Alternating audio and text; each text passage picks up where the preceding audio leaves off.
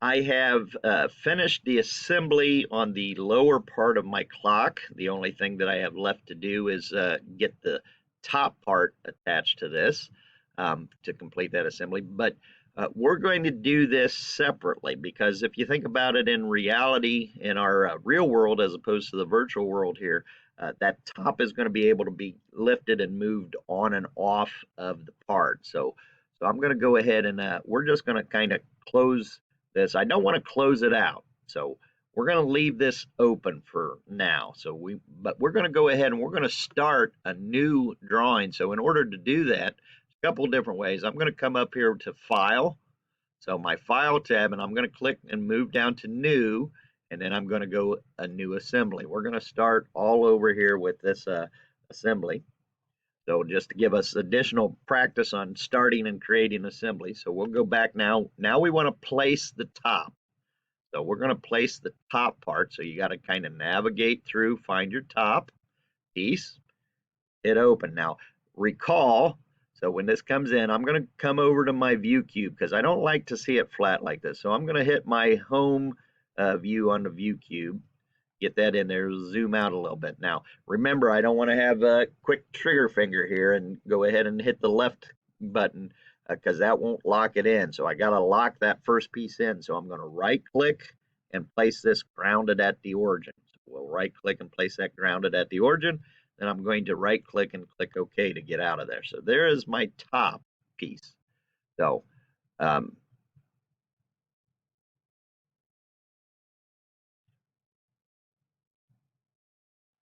all right, so we are back into the next video here where we're going to put the top piece on.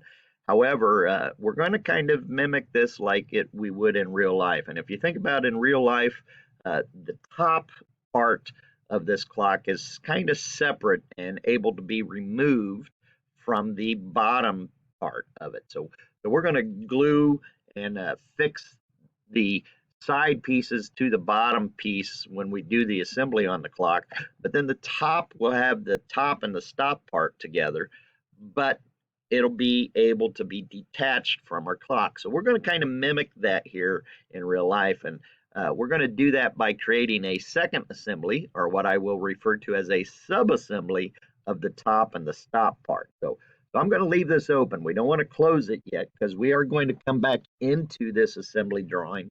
But we need to create the sub-assembly next. So we're going to go ahead and go to the File tab.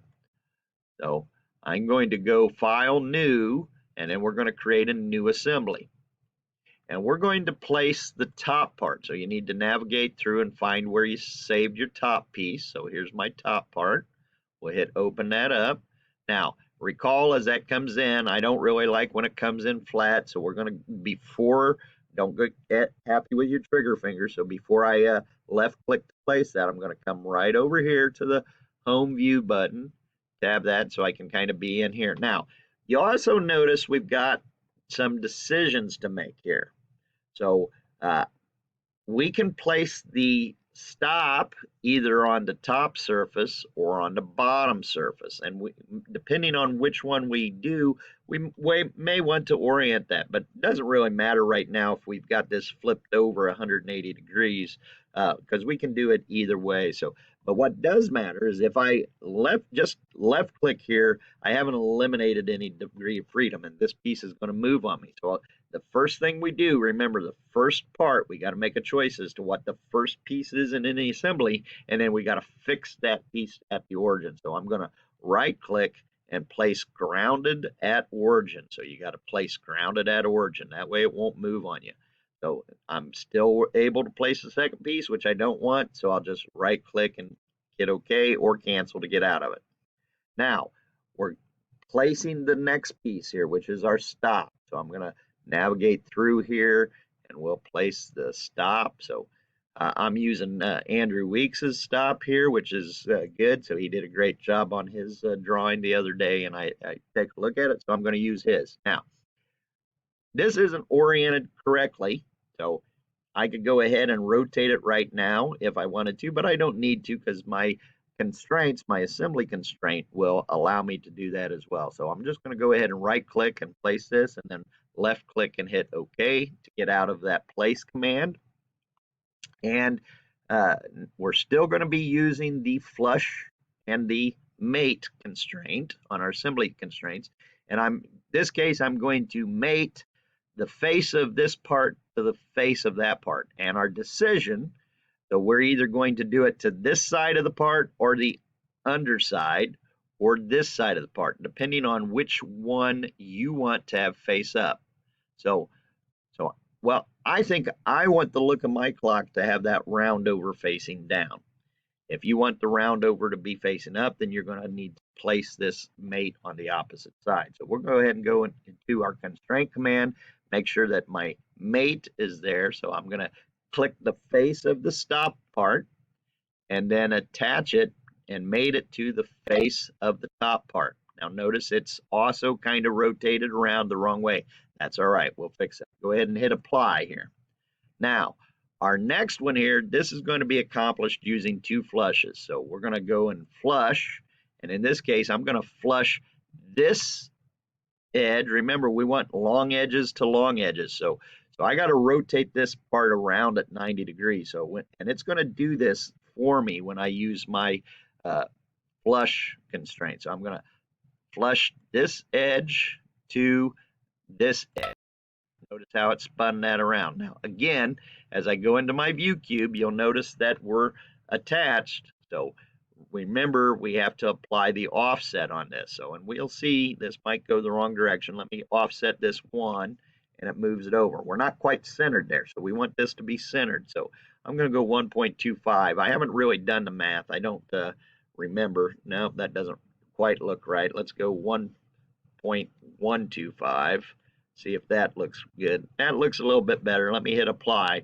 We'll come back and double check that here in a few minutes to make sure that that's what we want it to be. So that's that flush. Let's go back to our home view cube here, and now we're going to flush this end to this end. So doing it one more time, end to end. Our flushes. I'm going to rotate around in my view cube so I can offset this and center this up. Let's try 1 inch here. Nope, doesn't quite look right. 1.25. So 1.25 is the offset on that. Let's hit apply, cancel this out, and now we've got this pretty good. So how can I confirm and check to make sure that I am equally spaced between the two? Well, we have a tool in the annotate, or the annotate tool here to actually put dimensions on, or I can go to my inspect tab. And then you see in the inspect tab, I have a measure tool. So I'm going to measure these. In the inspect tab, measure. I'm going to measure from this end surface to this end surface. And we'll see that that's 1.125, which it should be, because that's what we made it when we did the flush constraint. Now I'm going to rotate around and see if I'm the same on this side. So, and we are. So we know that we're centered that way. Now let me double check with this one. So I'm going to do this surface to that surface, 1.125.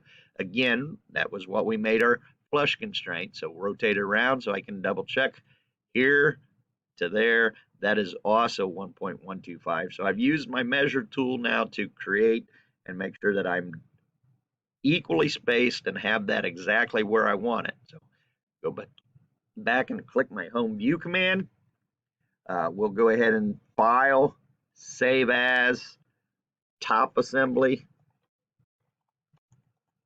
hyphen first, last.